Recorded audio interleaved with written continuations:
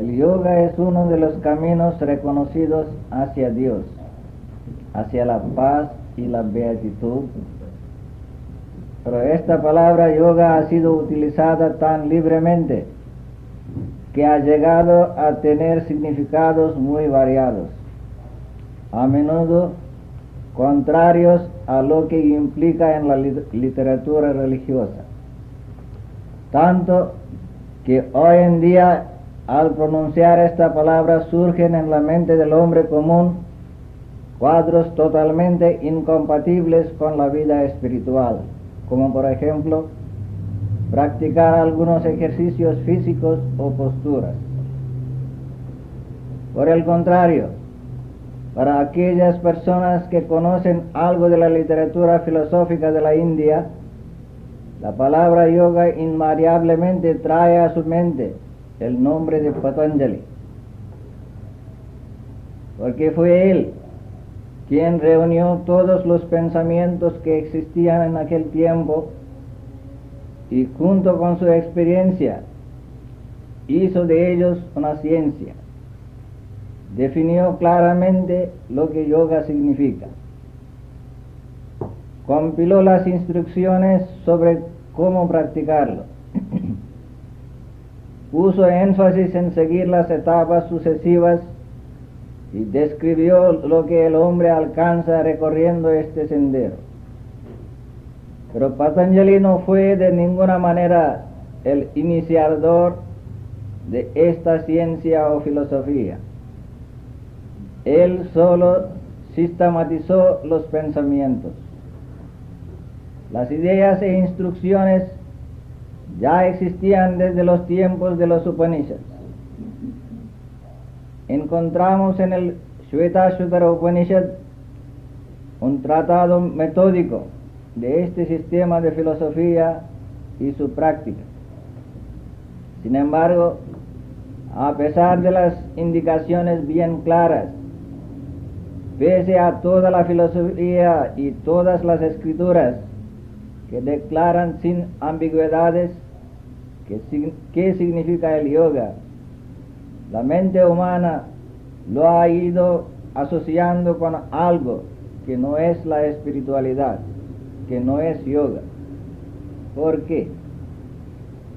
Ante todo debemos recordar que por lo general el hombre común trata de recurrir a un sendero que le ofrezca la mínima resistencia, es decir, el que convenga a su modo cómodo de vivir. ¿Qué es más natural al hombre que la vida de los sentidos, la vida en este denso mundo material? ¿Qué es más encantador y seductor que el fenómeno de la naturaleza, la belleza de la salida del sol, la potencia feroz del sol de mediodía que obliga a todos a tomar refugio en sus chozas o lugares frescos? ¿Qué hay más refrescante que la brisa de la tarde, cuando el sol ya no tiene aquella fuerza abrasadora? ¿Qué es más natural que los entretenimientos que el hombre puede lograr tan fácilmente? En breve, ¿qué es más natural que la vida de los sentidos? La mayoría de la humanidad está satisfecha con esas cosas y todos sus esfuerzos son para aumentar el grado de los placeres y extender su duración. Todas las ciencias físicas se utilizan para este propósito.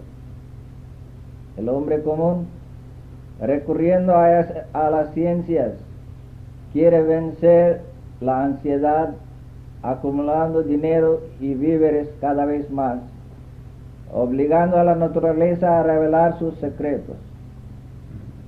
El hombre, por su natural inclinación, intenta pensar en todo en términos de utilidad.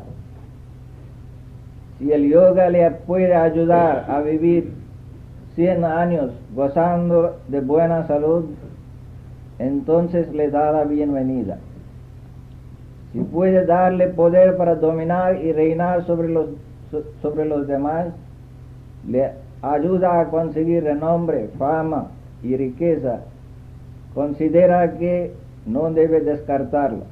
En caso contrario, lo rechaza. No tienen para él ninguna utilidad las cosas que no le proporcionan bienestar material. Pero esta ciencia de yoga trata de la perfección del hombre, cómo capacitarlo para comunicarse con la divinidad, transformarlo en perfecto, como el Padre que está en los cielos es perfecto. En este caso, el objeto de su indagación no está en el mundo externo. Es la misma mente que siempre vuela velozmente, indomable. Aquí los instrumentos gigantescos o microscópicos que el hombre utiliza en las ciencias físicas no le sirven de nada. Tampoco los sentidos le pueden ayudar, pues cuanto más extrovertidos son los sentidos, más insuperables son los impedimentos en su sendero. El yoga consiste en interiorizarse y zambullirse profundamente en la propia mente, descubrir las aberturas a través de las cuales ella trata de absorber materia extraña y luego tapar estas aberturas. Echar afuera, por decirlo así, la materia descomponible y limpiar la vasija de la mente para que pueda contener el néctar de la gracia divina y la iluminación. Es un proceso largo que requiere inmensa paciencia, no solamente de una vida, sino de varias. Y es por esa razón que a la gente le asusta recurrir a este sendero. Hasta un héroe como Arjuna lamenta con desesperación que su mente sea turbulenta e incontrolable. Por consiguiente, no es nada extraño que la mayor parte de la humanidad evite este sendero. La palabra yoga en sánscrito tiene generalmente dos acepciones, una de concentración, la otra la de uncir, conectarse o unirse. Patanjali y los Upanishads que le precedieron la usan mayormente en el primer sentido, pero el Bhagavad Gita la utiliza en ambos significados. Patanjali al comienzo mismo de su tratado define lo que es el yoga. Dice: el yoga consiste en detener las modificaciones de la mente. Ahora la cuestión es, ¿por qué se las debe restringir? Normalmente en el hombre común, la mente se ocupa de los objetos que le presentan los sentidos. Los sentidos pueden percibir solo las cosas manifiestas en el mundo externo, las cuales engendran alegría o pesar, excitación o agitación. Esas son las modificaciones que lógicamente el hombre que desea lograr la tranquilidad debe de tener. ¿Qué hacemos si queremos descansar? ¿Buscamos el mercado bullicioso o el silencio rincón de nuestra habitación? Es obvio que buscaremos este último. ¿Y por qué? Porque la atmósfera en el mercado no es conducente al reposo. Está llena de actividad y algarabía, y por consiguiente no es factible descansar en aquel lugar. Del mismo modo, si la mente es como un caldero hirviente que a cada momento recibe variados impulsos, entonces, ¿cómo podemos tener paz? ¿Acaso un bote puede navegar plácidamente sobre el mar agitado? Cuando reina una tormenta, olas como montañas se levantan en el océano. Allí prevalece únicamente el caos.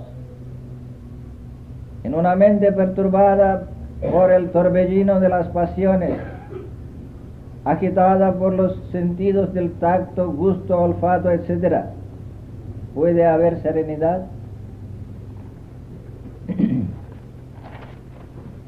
¿Puede haber paz? El Katha Upanishad expresa de una manera enfática esta idea bien claramente. Dice: aquel que no ha cesado en sus actos viciosos, que no es sereno y cuya mente no ha logrado la tranquilidad, aquel hombre no puede alcanzar el Atman por el mero conocimiento libresco de Brahman. La mera erudición hasta de las escrituras sagradas no es suficiente para conducirnos hacia Dios. La mente es como un caballo salvaje. El que cabalga, si no sabe adiestrar al caballo y no es fuerte como para controlarlo, seguramente será arrojado al suelo, con el consiguiente peligro para su vida o sus miembros. Swami Vivekananda dice: cuán difícil es controlar la mente. Bien se ha comparado con un mono enloquecido. Había un mono que era inquieto por naturaleza, como son todos los monos. Como si esto no fuera suficiente, alguien le hizo beber alcohol y por consiguiente se volvió más inquieto. Luego le picó un escorpión. Sabemos bien que si un escorpión pica, el hombre salta del dolor casi un día entero. Así pues, el pobre mono se encontró en peores condiciones que nunca. Para completar su miseria, un demonio entró en él. ¿Qué lenguaje puede describir la incontrolable inquietud de aquel mono? La mente humana es como aquel mono, incesantemente activa por su naturaleza. Se vuelve luego borracha con el alcohol de los deseos y así aumenta su turbulencia. Una vez que el deseo toma posesión de ella, llega la picadura del escorpión de los celos a causa del éxito de los demás. Y al final entra en ella el demonio de la presunción, vanidad y engreimiento, haciéndola creerse muy importante. El yoga declara abiertamente que se puede dominar esta mente tan veleidosa por un proceso gradual, o, en otras palabras, si seguimos el método del yoga, seremos capaces de controlar la mente, dice el yogi. ¿Cuál es el método? Hay, por decirlo así, 8 miembros de este yoga, dice Patanjali, a saber: yama, niyama, asana, pranayama, pratyahara, dharana, dhyana y samadhi. Literalmente, yama en sánscrito significa dominarse a sí mismo o cualquier importante regla moral. Consiste en disciplinas morales tales como no matar, veracidad, no robar, continencia y no aceptar regalos. El que aspira a ser un yogi no debe dañar a nadie, ni siquiera con la palabra o el pensamiento. La compasión no debe limitarse solamente a los seres humanos, sino que debe abarcar el mundo entero. La veracidad es fundamental y de primordial importancia en la vida espiritual, cualquiera que sea el sendero que el hombre siga. No robar incluye no engañar a los demás. El ser no tiene sexo, y el que desee ser un yogi perfecto debe por lo tanto descartar esa idea, y es por eso que tiene que practicar continencia. En la India se cree que en la mente del hombre que recibe regalos es afectada por los pensamientos e inclinaciones del dador. Por esa razón, no debemos aceptar los regalos de cualquier persona. La purificación externa e interna, contentamiento, austeridad, estudio de las escrituras sagradas y adoración a Dios constituye lo que se llama niyama.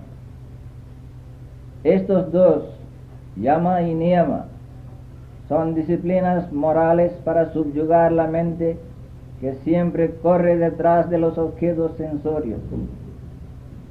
Ramakrishna dice, en definitiva, no importa cuál de los senderos un hombre siga, el yoga es imposible a menos que la mente se vuelva tranquila.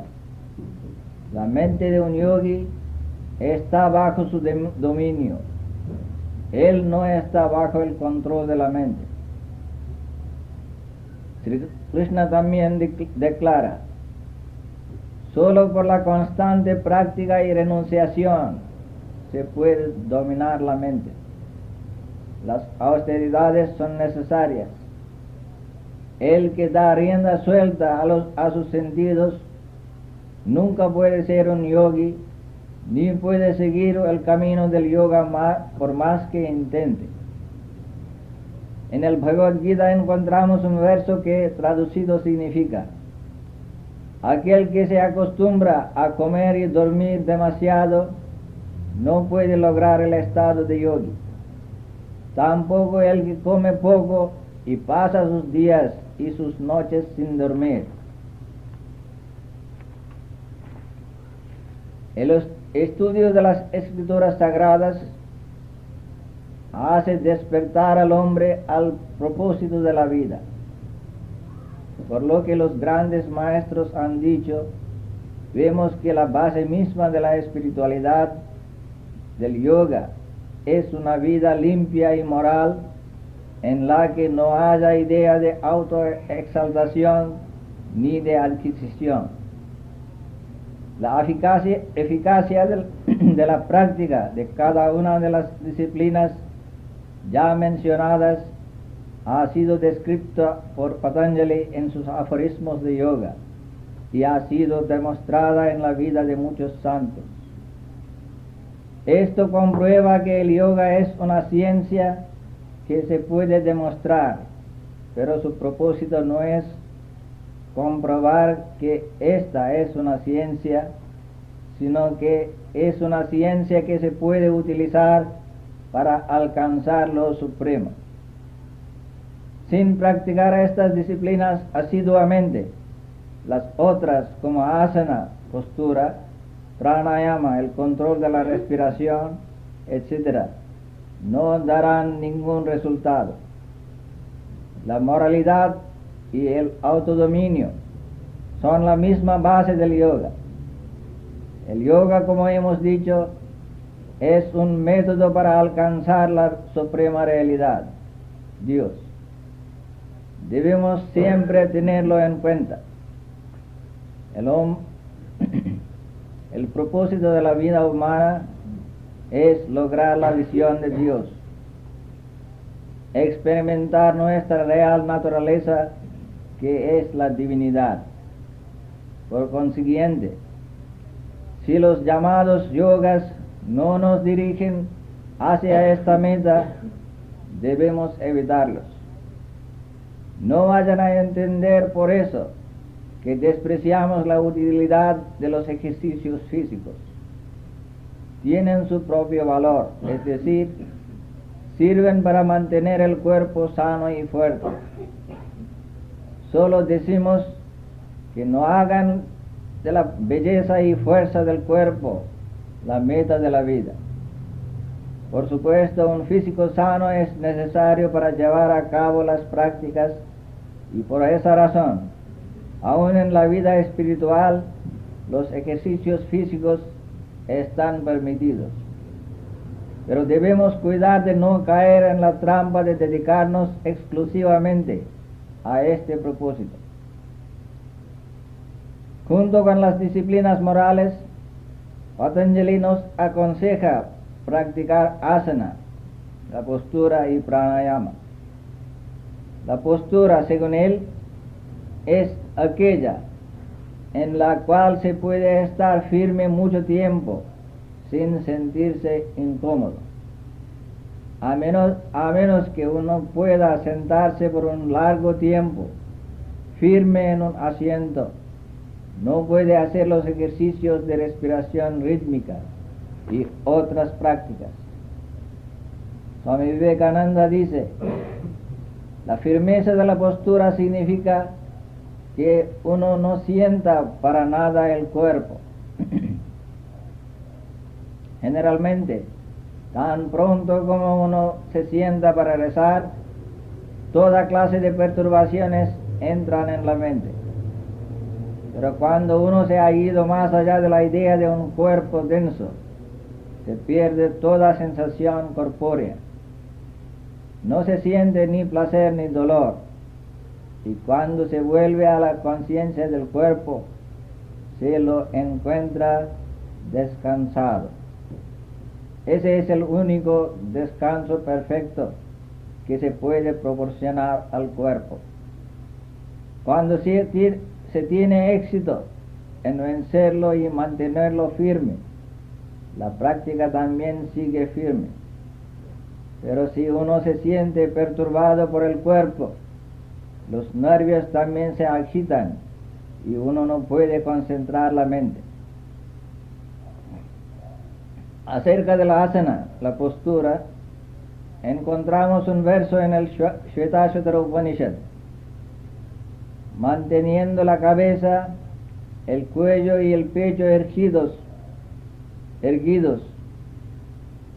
recogiendo todos los sentidos en el corazón, el hombre sabio, mediante el barco de Brahman, cruza todas las peligrosas corrientes. Sri Krishna reitera: manteniendo el tronco, la cabeza y el cuello firmes e inmóviles, concentrando la vista en la punta de la nariz sin mirar a los costados, con el cuerpo tranquilizado, el hombre intrépido, practicando la castidad, controlando su mente y pensando en mí, reuniendo todas sus energías, debe dedicarse a mí. Siempre dedicado y unido así conmigo, logra la suprema paz de la salvación. Por las prácticas se disminuye la tendencia natural de inquietud del cuerpo, y por el pensamiento en lo infinito, la postura se vuelve firme y cómoda. Entonces las dualidades como calor y frío y todos los pares de opuestos no perturban. Cuando se logra tener esta firmeza en la postura, puede practicarse el control de la exhalación e inhalación.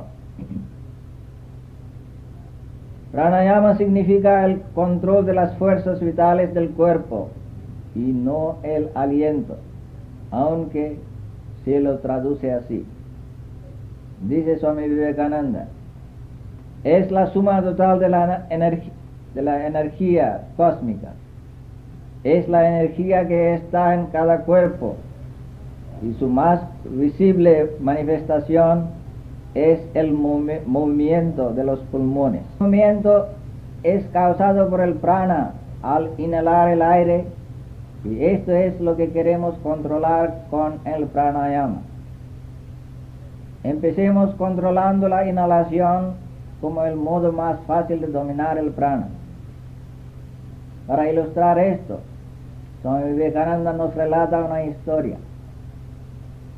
Había un gran rey que tenía un ministro. Este cayó en desgracia y como castigo el rey ordenó que lo pusieran preso hasta el fin de sus días. Así se hizo y le recluyeron en lo alto de una torre. Este tenía una esposa fiel, quien durante la noche se acercó a la torre y llamó a su marido para saber cómo podía ella ayudarle. Él le dijo que regresara a la noche siguiente y trajera consigo una soga larga y gruesa, así como bastante cordel e hilo de seda, y también un escarabajo y un poquito de miel. Aunque asombrada, la esposa obedeció, y a la noche siguiente volvió con las cosas que él le había pedido. El esposo le indicó que atara el hilo de seda firmemente al escarabajo, luego que untara sus antenas con una gota de miel y lo colocara sobre la pared de la torre con su cabeza hacia arriba. Ella obedeció todas estas instrucciones y el escarabajo emprendió su largo viaje. Oliendo la miel delante suyo, paulatinamente fue trepando con la esperanza de alcanzar la miel, hasta que al final llegó a la cima donde el ministro lo asió y así consiguió el hilo de seda. Luego dijo a la esposa que atara al otro extremo del hilo el cordel, y luego que lo hubo recogido, repitió el método con la soga. El resto fue fácil. El ministro descendió de la torre utilizando la soga y escapó. Swami Vivekananda concluye: en este cuerpo nuestro, el movimiento del aliento es como el hilo de seda. Haciendo el hilo del aliento y aprendiendo a dominarlo, podemos domar el cordel de la corriente nerviosa y de ahí el más grueso de los pensamientos y al final la soga del prana, dominando el cual lograremos la liberación. Retirar los órganos de los sentidos de su tendencia a gozar de sus objetos y sumergirlos en la mente, por decirlo así, es llamado pratyahara. De ahí viene el dominio completo de los órganos. Cuando los órganos están perfectamente controlados, todos los músculos y nervios serán dominados, porque los órganos son los centros de todas las sensaciones y acciones. Estos órganos se dividen en los de trabajo y los de sensación. Cuando se controlan los órganos, también pueden controlarse todos los sentimientos y actos. Todo el cuerpo se somete al dominio del yogi. Solo entonces el hombre empieza a sentir placer por haber nacido. Dice Swami Vivekananda, el yogi perfecto de esta época. Dharana es concentrar la mente en un objeto particular, sea en el cuerpo o fuera de él, y mantenerla en aquel estado. Ahí viene el dominio completo de los órganos. Cuando los órganos están perfectamente controlados, todos los músculos y nervios serán dominados, porque los órganos son los centros de todas las sensaciones y acciones. Estos órganos se dividen en los de trabajo y los de sensación. Cuando se controlan los órganos, También pueden controlarse todos los sentimientos y actos. Todo el cuerpo se somete al dominio del yogi. Solo entonces el hombre empieza a sentir placer por haber nacido. Dice Swami Vivekananda, el yogi perfecto de esta época. Dharana es concentrar la mente en un objeto particular, sea en el cuerpo o fuera de él, y mantenerla en aquel estado. Una corriente ininterrumpida de la idea de ese objeto es dhyana o meditación. Consiste en que la mente trate de pensar en un objeto y se mantenga asida a un miembro particular como la cabeza, el corazón, etc. Y si la mente tiene éxito en recibir las sensaciones solamente por medio de aquella parte del cuerpo y no por otra, eso es dharana. Y cuando la mente consigue mantenerse en aquel estado durante cierto tiempo, esto es llamado dhyana o meditación. En esa meditación, cuando toda forma desaparece y se refleja en la mente solo el significado del objeto en el cual medita, se obtiene el samadhi. Este es el bosquejo del yoga como fuera enseñado por Patanjali. Una persona que recorre este sendero se encuentra con experiencias maravillosas después de cierto tiempo. Concentrando la mente sobre la nariz, huele extraordinarias fragancias. Concentrándola en el entrecejo, ve maravillosas panoramas. Y esto, dice Swami Vivekananda, es una indicación de que el aspirante solo ha comenzado su viaje. Pero el aspirante debe descartar todo esto y marchar adelante. A medida que su capacidad de concentrarse aumenta, se desarrollan los estados de dharana y dhyana. Una completa metamorfosis, por decirlo así, ocurre en la constitución de ese aspirante. Empieza a ver visiones extraordinarias y oír voces sobrenaturales. Todo su organismo se vuelve bien afinado para recibir las manifestaciones más sutiles. Además, llega a tener poderes maravillosos, pero estos son trampas en las que un aspirante sin guía o mal guiado cae. Se enamora de ellos y piensa que obteniendo estos poderes sobrehumanos y sobrenaturales ha alcanzado la meta.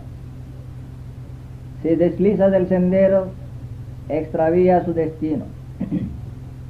Esto es un mal presagio.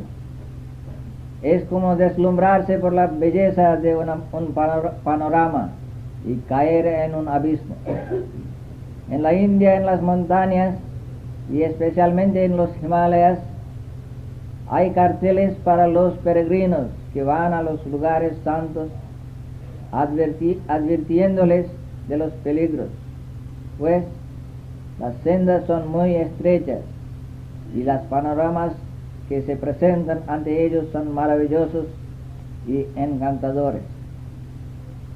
Si no hacen caso de la advertencia y caminan con los ojos puestos en los panoramas y la mente absorta en la contemplación de su belleza, es probable que se deslizarán y caerán en el abismo sin fondo que está al lado de la senda. Aún mucho más cuidadosos tenemos que ser en este sendero espiritual, el cual es tan estrecho como el filo de una navaja. Los aspirantes, enamorados de estos poderes, se olvidan del propósito con que renunciaron a todo y siguieron fogados de sus deseos. ¿O había todavía algún deseo oculto en un rincón oscuro del corazón? Infatuados de estos poderes, se olvidan de Dios y anhelan tener renombre y fama, las mismas cosas que habían descartado como inútiles. Se deslizan del sendero y malgastan sus vidas, pero están completamente perdidos para siempre. Fueron en vano todos sus esfuerzos como una nube dispersa. ¿Qué sucede con aquellos que caen del sendero aún después de buscar sinceramente la meta al comienzo? A una pregunta similar de Arjuna, Sri Krishna declara: nunca un hombre de buenas acciones llega a perderse por completo. Debido a los méritos de sus buenas acciones, va a las esferas elevadas como los cielos y vive allí durante un largo tiempo, y luego nace en una familia pura y próspera o en una familia de almas espiritualmente avanzadas. Allí, recordando el conocimiento adquirido en las vidas anteriores, se esfuerza más que antes para lograr la perfección. Aunque no perdamos ningún esfuerzo, una caída del sendero ocasiona un retroceso en el progreso hacia la meta. Para un yogi, toda la naturaleza es como un libro abierto. Concentrándose sobre cualquier objeto, puede saber su secreto. Pero Patanjali insiste en que este no es el propósito del yogi.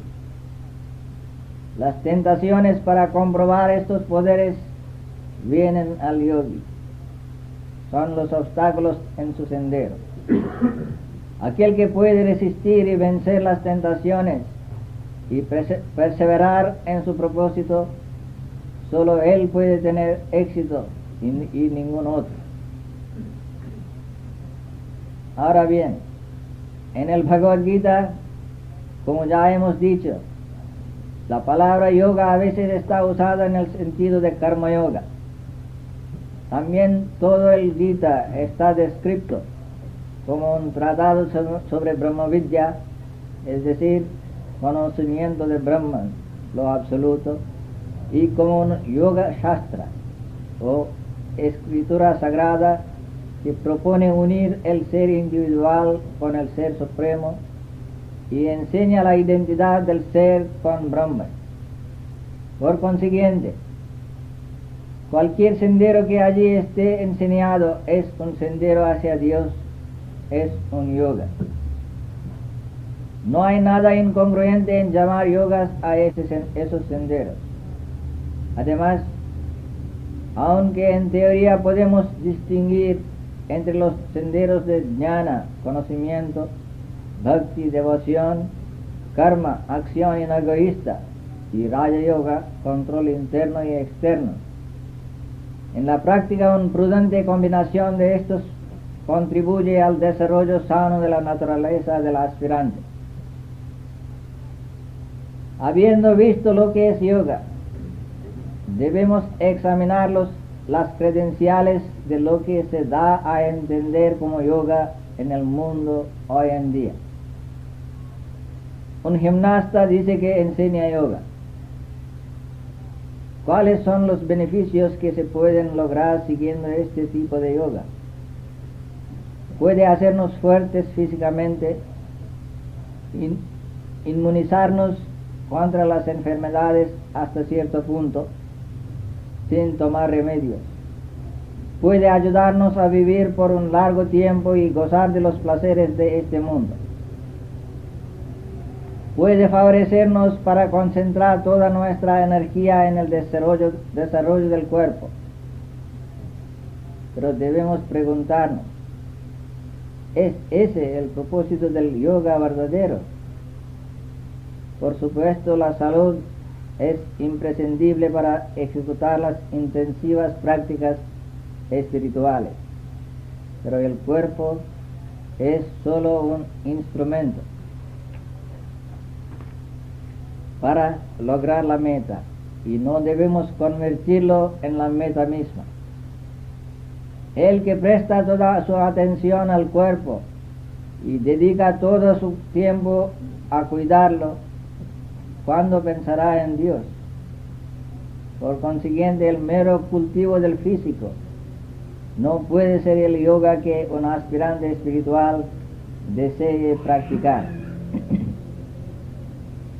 Vamos a considerar ahora la pretensión de que la posesión de poderes sobrenaturales por los cuales se puede hacer milagros, como por ejemplo andar sobre el agua, hacerse invisible, reducirse al tamaño de un átomo y cosas por el estilo, es el criterio del yoga. Por supuesto, estos poderes vienen a un yogi a medida que va avanzando en sus prácticas, pero si los utiliza para demostrar su grandeza o lograr otro motivo no egoísta, pierde de vista el gran y único propósito de la vida, la unión con Dios. Sin embargo, en el mundo, si un yogi no puede o no quiere hacer estos milagros, no deja ninguna impresión sobre la mente del hombre común.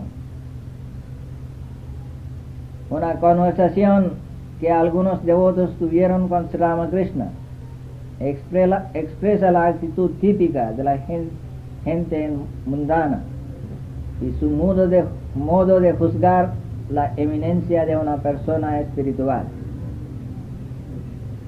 Cierto día Sri Ramakrishna estaba hablando con un hombre que había venido a verlo después de un peregrinaje a la sagrada ciudad de Benares.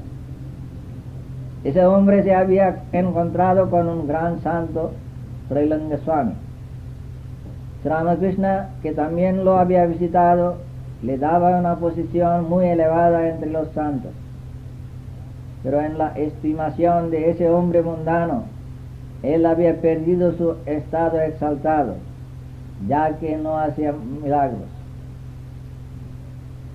La pregunta pertinente de un aspirante debe ser si los poderes de ejecutar milagros le llevan más cerca de Dios o no. Cierta vez, Sri Ramakrishna preguntó a Narendranath, como se llamaba Swami Vivekananda antes de ser monje: hijo mío, como resultado de practicar austeridades, he logrado todos los poderes sobrenaturales, tales como convertirse en algo tan pequeño como un átomo, etc. Pero a mí de nada me sirve. Ahora estoy pensando en pedirle a la Divina Madre que los transfiere a ti, porque ella me ha dicho que tú tendrás que hacer mucho de su trabajo. Si impartiera esos poderes a ti, podrías utilizarlos cuando fuere necesario. ¿Qué dices tú? Narendranath replicó: Señor, ellos me ayudarán a realizar a Dios. Ramakrishna contestó: no te servirán a ese respecto, pero te serán de gran auxilio cuando estés haciendo trabajo de Dios después de realizarlo. Aún oyendo esto, Swami Vivekananda insistió: Señor, no tengo necesidad de esas cosas. Primero que yo realice a Dios, después decidiré si los acepto o no. Sri Ramakrishna estaba probando a Narendranath, tentándolo, por decirlo así, pero cuando el discípulo salió triunfante de la prueba, el maestro quedó muy contento. Por la aserción categórica de Sri Ramakrishna, toda duda acerca de la utilidad de estos poderes para realizar a Dios queda borrada. La tendencia natural del poder es corromper al hombre, degradarlo. Por consiguiente, un verdadero amante de Dios no se meterá con estos poderes sobrenaturales, y aunque los posea, se servirá de ellos para el bienestar de la humanidad y no para lograr renombre, fama u otro motivo personal. Para él, el logro más grande es la visión de Dios, la unión con Él. Sri Krishna dice en el Bhagavad Gita, obteniendo lo cual ese aspirante no considera ninguna otra cosa más deseable, y establecido en lo cual no es conmovido por las calamidades, por más terribles que sean. Otro concepto erróneo que prevalece entre la gente común sobre el estado avanzado de yoga es el de poder comunicarse con el espíritu de los difuntos. Aplicando la medida del progreso hacia Dios, ¿qué encontramos? Hallamos que están muy lejos del sendero de la verdadera espiritualidad, en los bosques muy oscuros, sin sendero, sin señales de luz. Por lo tanto, nuestro deber como amantes de Dios o aspirantes al sendero de la espiritualidad es evitar cuidadosa y escrupulosamente esos llamados yogas y cultivar verdadero amor y anhelo por Dios sin ser engañados por la magia de los misterios. Ahora bien, acerca de la práctica del Raja Yoga hay peligro, dice Swami Vivekananda, de trastornos mentales o físicos si una persona lo comienza sin la guía de un maestro competente. El aspirante debe estar prácticamente bajo la observación de un maestro que ha realizado la meta siguiendo este sendero hasta tanto tiempo que el discípulo la logre o hasta que el maestro piense que puede dejarlos seguir su viaje solo. Muy pocos son estos maestros. Las disciplinas exigidas son rigurosas y el periodo es largo e indeterminado. ¿Tenemos esa paciencia perseverante? Si no, evitemos ese sendero, porque lo que se logra mediante este yoga también puede ser adquirido con menos peligro por la devoción. Ramakrishna inequívocamente nos asegura, no solamente por lo que oyó, sino por su propia experiencia, que uno puede lograr dominio sobre el prana, energía vital, también mediante el bhakti yoga. Dice, el prana cesa de funcionar por amor a Dios. Durante el kirtan, canto de loas al Señor, el músico primero canta el verso entero, sumergiéndose en su significado mediante la repetición del verso. Entra en el ánimo espiritual y no puede cantar toda la frase. Cuando este ánimo se profundiza, apenas puede pronunciar una palabra de la frase. Luego cesa el funcionamiento del prana a causa del éxtasis. Vamos a resumir. Yoga es aquel sendero que nos une a Dios. Hay 4 de estos, a saber, el de conocimiento, el de devoción, el de acción inegoísta y el de control sobre las energías vitales. Cada uno de nosotros puede elegir lo que convenga a nuestra inclinación natural o seguir lo que el maestro, por su agudo conocimiento de la naturaleza del discípulo, piense que es adecuado a su temperamento. La primera y final prueba de todo yoga es si nos lleva hacia Dios o no. Si no conforma a esta prueba, el sendero no es de yoga, sino de bhoga, goce. Por lo tanto, debemos descartarlo. Que Dios nos dé la comprensión para elegir el sendero adecuado y seguirlo hasta llegar a Dios.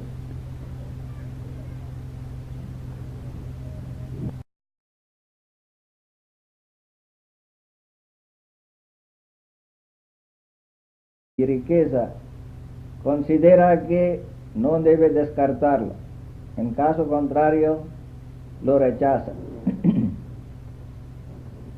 No tienen para él ninguna utilidad las cosas que no le proporcionan bienestar material.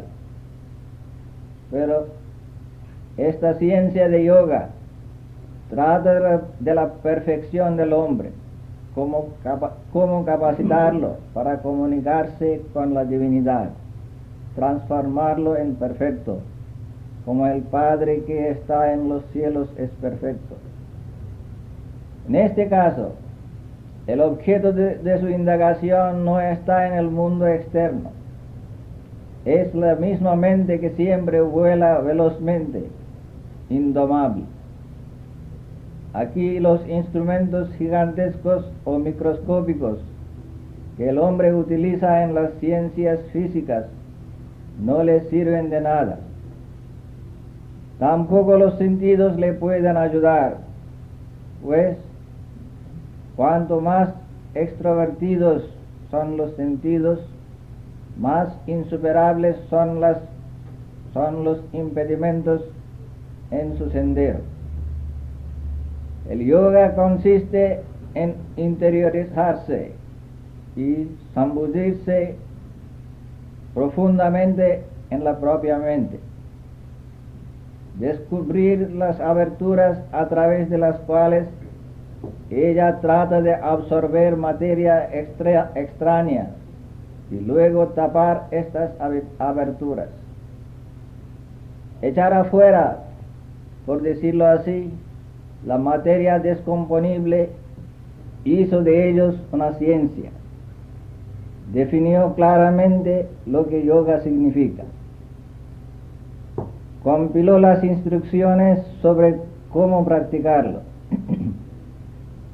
Puso énfasis en seguir las etapas sucesivas y describió lo que el hombre alcanza recorriendo este sendero. Pero Patanjali no fue de ninguna manera el iniciador de esta ciencia o filosofía. Él solo sistematizó los pensamientos. Las ideas e instrucciones ya existían desde los tiempos de los Upanishads. Encontramos en el Shvetashvatara Upanishad un tratado metódico de este sistema de filosofía y su práctica. Sin embargo, a pesar de las indicaciones bien claras, pese a toda la filosofía y todas las escrituras que declaran sin ambigüedades qué significa el yoga, la mente humana lo ha ido asociando con algo que no es la espiritualidad, que no es yoga. ¿Por qué? Ante todo debemos recordar que por lo general el hombre común trata de recurrir a un sendero que le ofrezca la mínima resistencia, es decir, el que convenga a su modo cómodo de vivir. ¿Qué es más natural al hombre que la vida de los sentidos, la vida en este denso mundo material? Y limpiar la vasija de la mente para que pueda contener el néctar de la gracia divina y la iluminación. Es un proceso largo que requiere inmensa paciencia, no solamente de una vida, sino de varias. Y es por esa razón que a la gente le asusta recurrir a este sendero. Hasta un héroe como Arjuna lamenta con desesperación que su mente sea turbulenta e incontrolable. Por consiguiente, no es nada extraño que la mayor parte de la humanidad evite este sendero. La palabra yoga en sánscrito tiene generalmente dos acepciones, una de concentración, la otra la de uncir, conectarse o unirse. Patanjali y los Upanishads que le precedieron la usan mayormente en el primer sentido, pero el Bhagavad Gita la utiliza en ambos significados. Patanjali al comienzo mismo de su tratado define lo que es el yoga. Dice, el yoga consiste en detener las modificaciones de la mente. Ahora la cuestión es, ¿por qué se las debe restringir? Normalmente en el hombre común, la mente se ocupa de los objetos que le presentan los sentidos. Los sentidos pueden percibir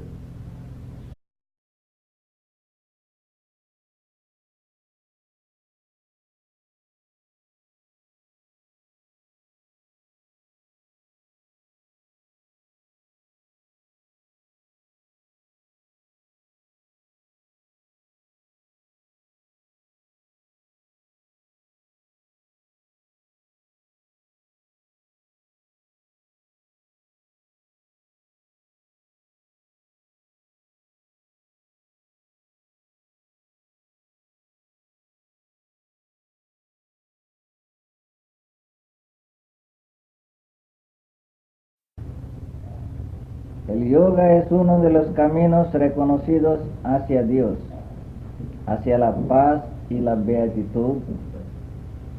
Pero esta palabra yoga ha sido utilizada tan libremente que ha llegado a tener significados muy variados, a menudo contrarios a lo que implica en la literatura religiosa.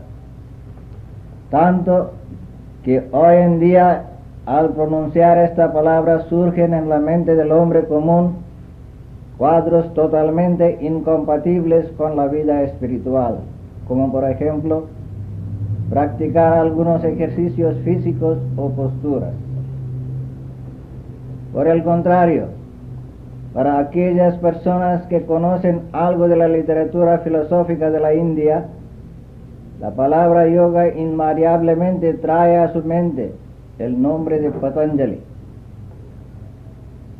porque fue él quien reunió todos los pensamientos que existían en aquel tiempo y junto con su experiencia, que es más encantador y seductor que el fenómeno de la naturaleza, la belleza de la salida del sol, la potencia feroz del sol de mediodía que obliga a todos a tomar refugio en sus chozas o lugares frescos.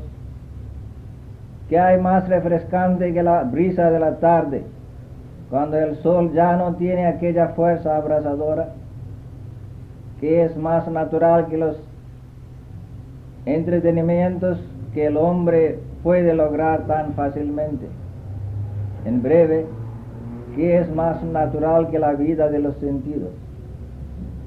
La mayoría de la humanidad está satisfecha con esas cosas y todos sus esfuerzos son para aumentar el grado de los placeres y extender su duración.